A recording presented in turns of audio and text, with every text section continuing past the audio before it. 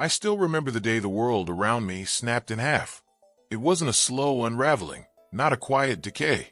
It was a clean rip, like the tearing of paper. One moment my life was calm, quiet, ordinary, and the next, the HOA had stolen everything I thought was mine. They didn't take my car. They didn't take my house. They didn't even take my money. No, they stole something far worse. They stole my yard. And before you laugh, before you think, it's just a yard. Let me stop you right there. Because this wasn't just grass and dirt. This was the piece of land where I planted my father's favorite oak tree after he passed away. Where my kids learned how to ride their bikes. Where I built the little stone fire pit with my bare hands. The same fire pit where I told ghost stories to neighbors on summer nights. This was mine. My sanctuary. My history. My pride. And in one single letter, a single smug notification from the HOA, they declared it theirs. I remember standing on my porch, hands trembling as I read the notice. Per HOA regulations, it said, the common property line has been redrawn. Effective immediately, the area previously extending 20 feet behind your fence is now classified as community land. Any personal structures or landscaping must be removed within 30 days. My fire pit, my oak tree, my kid's swing set, all of it erased with the stroke of a pen. And it wasn't a mistake. No. They wanted this. Because behind the polished smiles and neighborhood meetings, the HOA wasn't just a group of neighbors keeping lawns tidy. They were vultures. Power-hungry, greedy, self-appointed kings and queens of suburbia. And I was just another pawn they thought they could push off the board. But here's the thing about pawns. Sometimes they don't just roll over. Sometimes they reach the other side. Sometimes they turn into something dangerous. And I knew, in that moment, as my hands crumpled that letter into a ball of rage, that I wouldn't let them win. At first, I thought I'd fight them in court. I thought I'd reason with them. I thought naively that justice still had a place in our neighborhood. But I learned quickly, when the HOA wants something, they don't play fair. They harassed me. They fined me. They sent letters every other day, demanding I dismantle the swing set, threatening lawsuits. And with each step, with every new insult, I realized something chilling. This wasn't just about land. This was about power.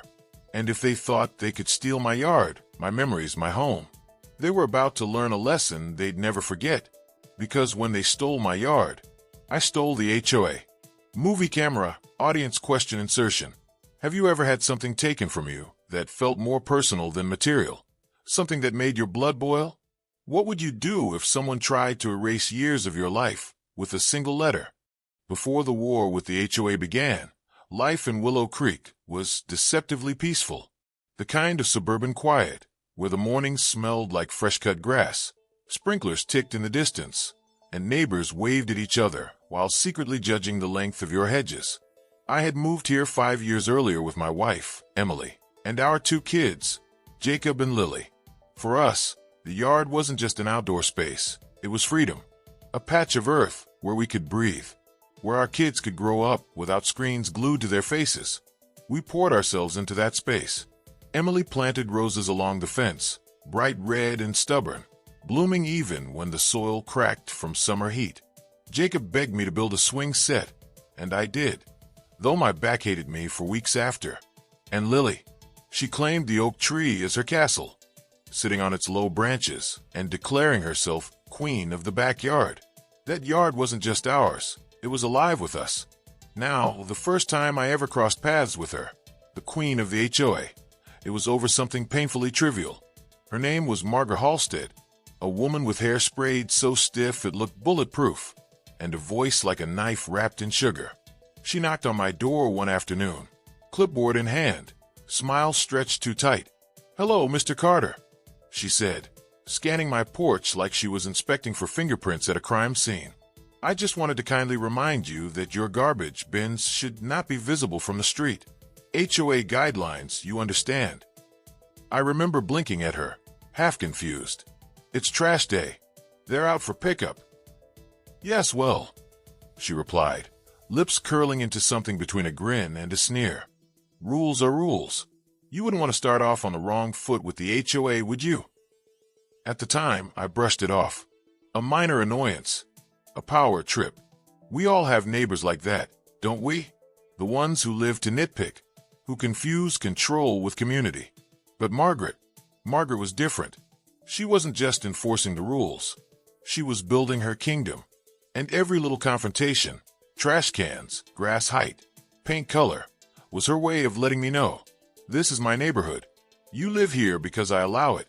The real first blow came a few months later. It was late spring. We just finished hosting a barbecue in the backyard. Music, laughter, fireflies glowing above the fire pit. The next morning, I found a bright yellow envelope taped to my front door. Notice of violation. It read, apparently, the fire pit I built, my fire pit, my pride, was not in compliance with HOA safety regulations. They demanded it be dismantled within 10 days, or I'd face a fine. I can still hear Emily's voice. Don't let them get under your skin. It's just a rule. We'll fix it. But deep down, I knew better.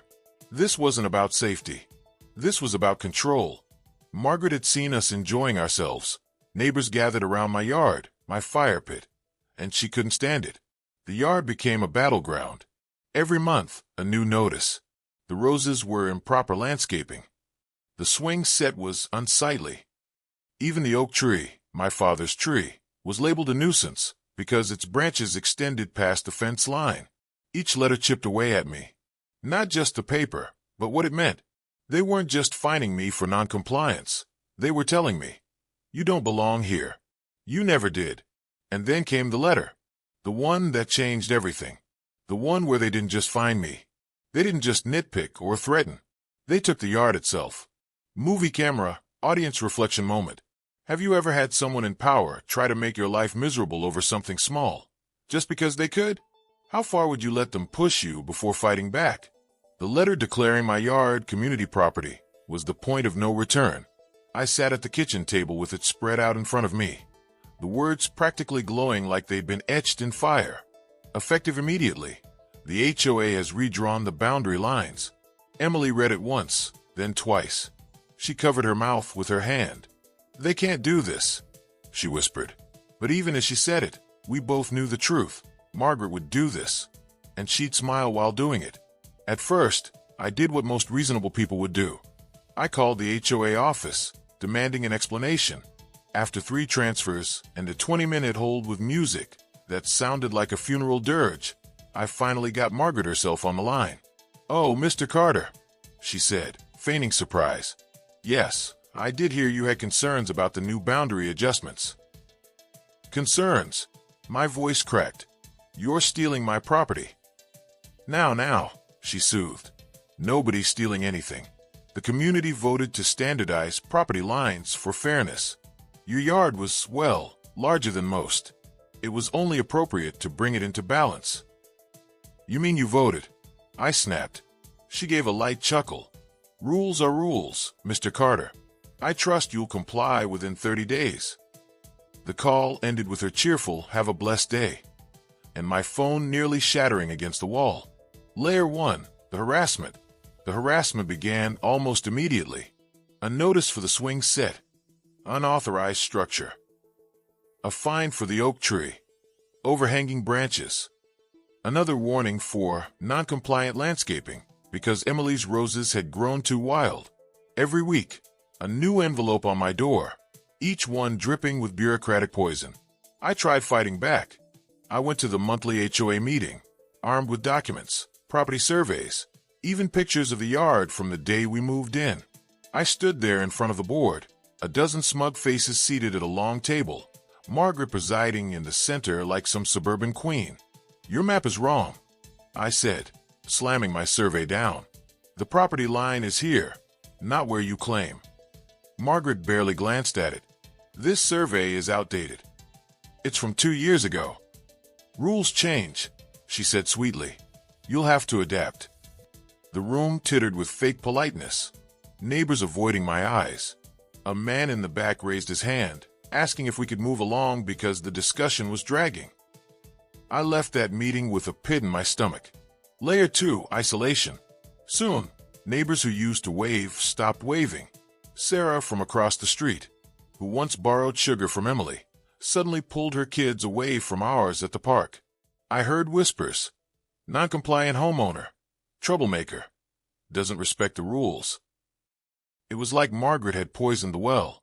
Even my kids started to feel it. Jacob came home one day, eyes red. They told me I can't play with them because we're yard thieves. Lily asked me why Mrs. Halstead looked at her like she was a criminal every time she climbed her oak tree. That night, I sat on the porch, staring at my yard under the moonlight. What used to be my sanctuary now felt like enemy territory. Layer 3. Fines and threats. Then came the money. Each violation carried a fine, $50 here, $100 there. Before long, we were staring at almost $1,000 in penalties. And when I refused to pay, the HOA escalated. Failure to comply may result in legal action, including but not limited to foreclosure proceedings. Foreclosure. I read that word over and over, like it was written in blood. They weren't just after my yard anymore. They wanted my home, turning neighbors against me. I tried talking to neighbors one-on-one, pleading, reasoning. Some nodded sympathetically, but quickly backed away. Others parroted Margaret's words. It's just the rules. We all have to follow them. One night, I caught 2 board members in my yard, measuring, jotting notes. When I stormed outside demanding to know what they were doing, they smiled and said, "Just ensuring compliance." Emily had to pull me back before I did something I'd regret. The psychological warfare. It wasn't just the letters and fines anymore. It became personal.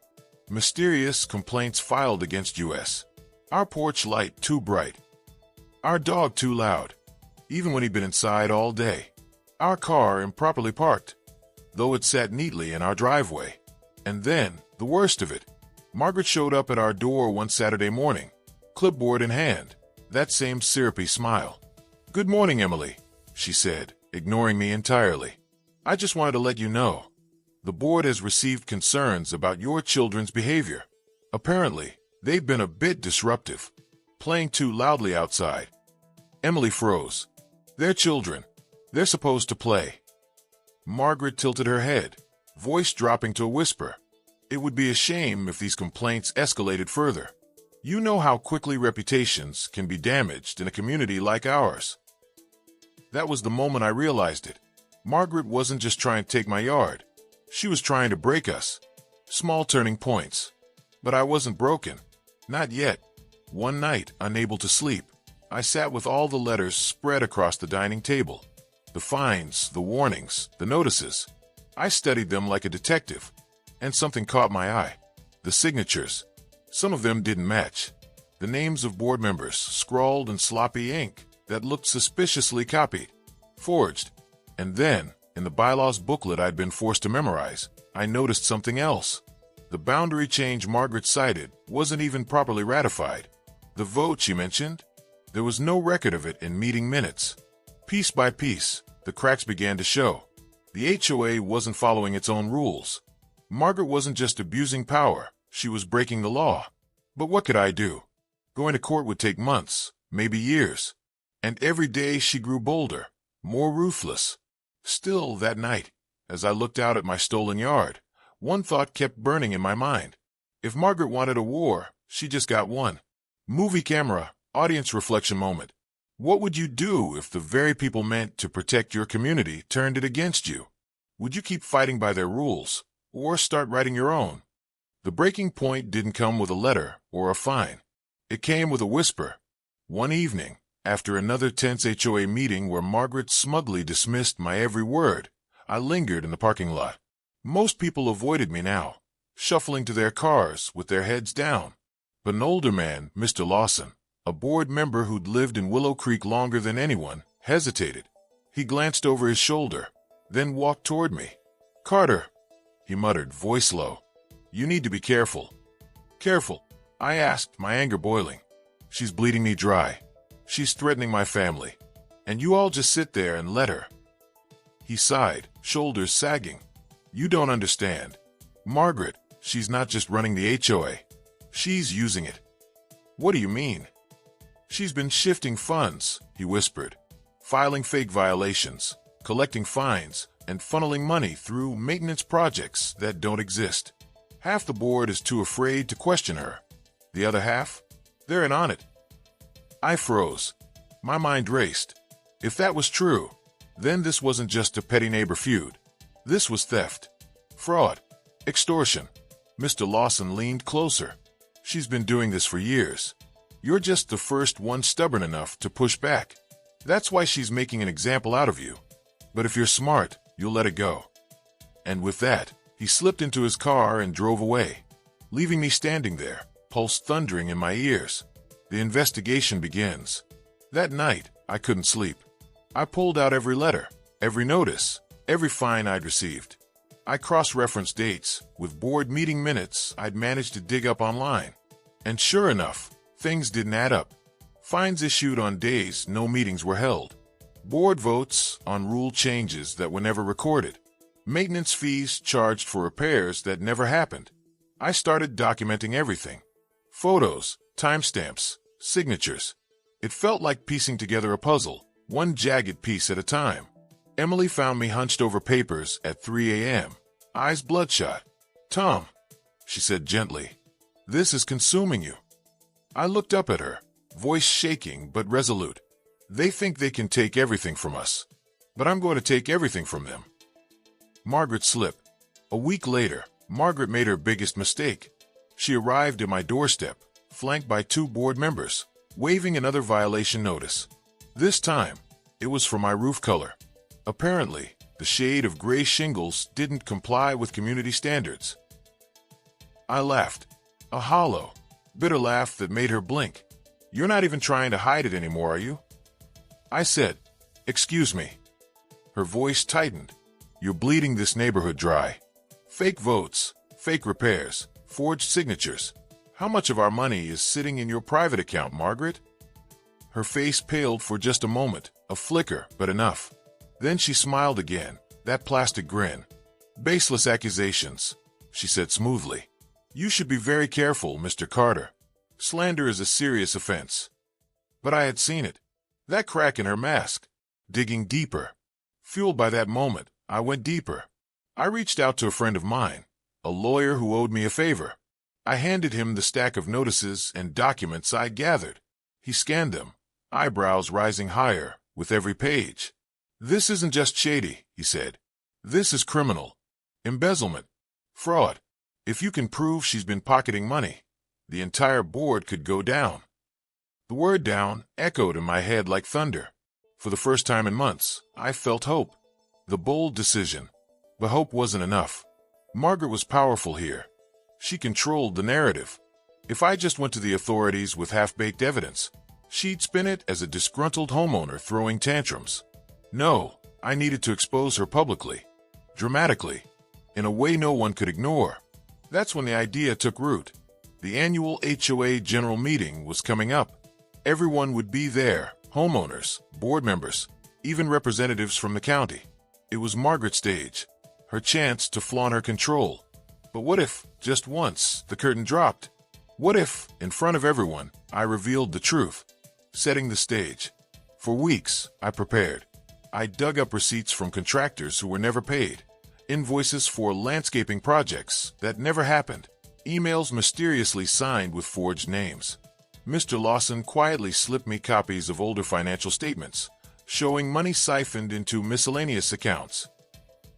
Emily helped me organize it all, building a case so airtight, not even Margaret could wriggle free. And then, on the night before the big meeting, as I stared at the mountain of evidence spread across my table, a strange calm washed over me. This wasn't just about my yard anymore. This was about every homeowner she'd bullied, every dollar she'd stolen, every smile she'd weaponized. Margaret thought she ruled Willow Creek. But tomorrow night, I'd steal her kingdom.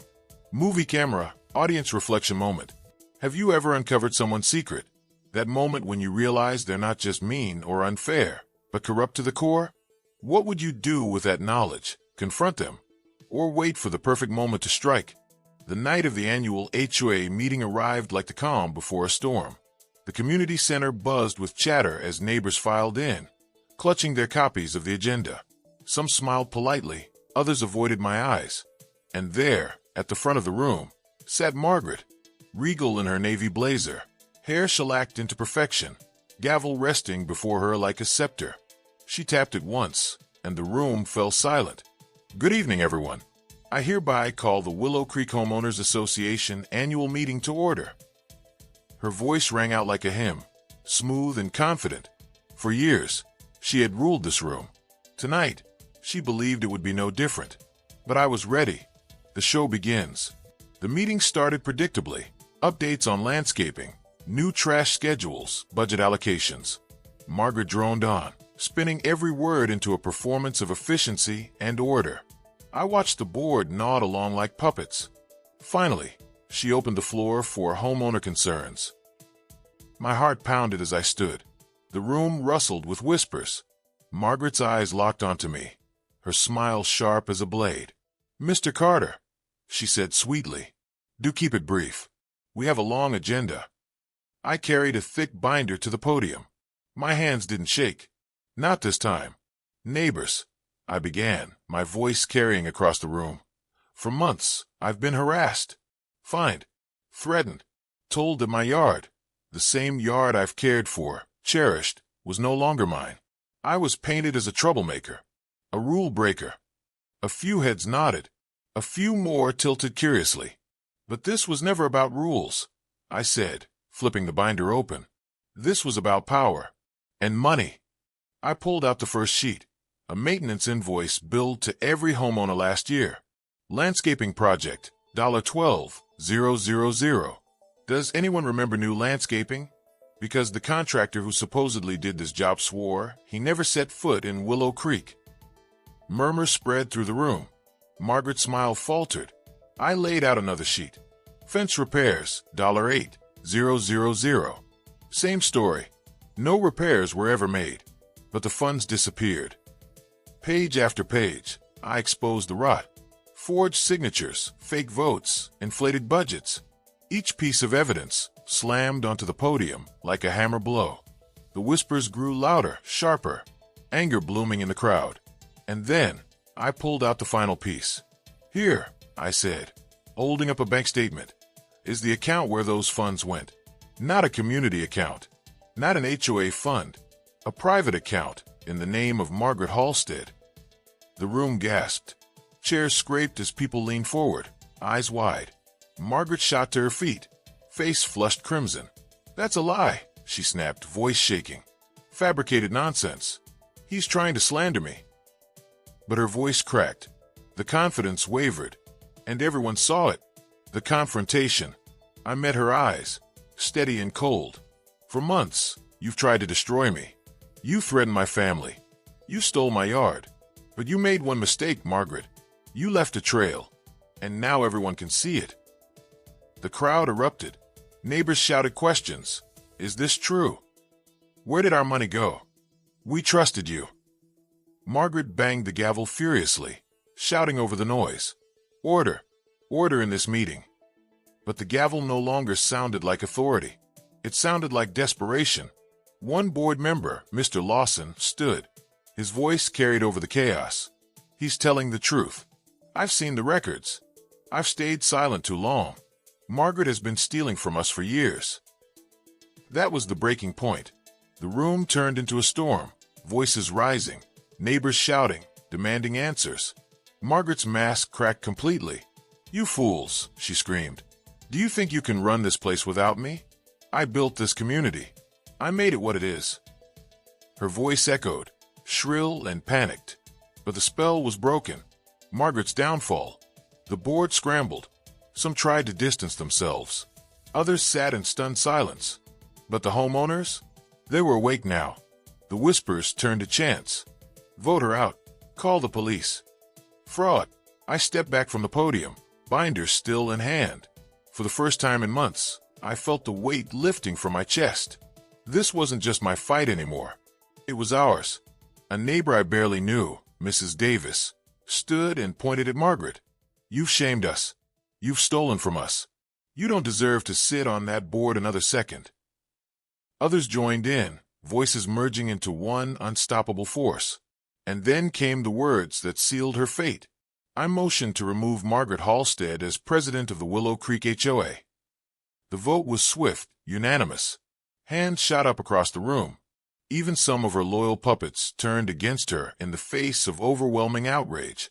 Margaret stood frozen, eyes darting wildly, searching for control she no longer had. Finally, she dropped the gavel with a hollow clatter and stormed out of the room. The Queen of Willow Creek dethroned. The quiet after the storm. As the chaos settled, neighbors turned to me, not with pity, not with avoidance, but with gratitude. "Thank you," one said. "You saved us," said another. For the first time in months, I felt like part of the community again. My yard was still scarred, my family still shaken, but the tide had turned. Emily squeezed my hand, tears glistening in her eyes. "You did it," she whispered. But I knew better. This wasn't just a victory. It was a warning. Because Margaret wasn't gone, not yet. And people like her didn't go down without taking something with them. Movie camera, audience reflection moment. Have you ever seen someone lose power so suddenly, so completely, that the mask they wore shattered in front of everyone?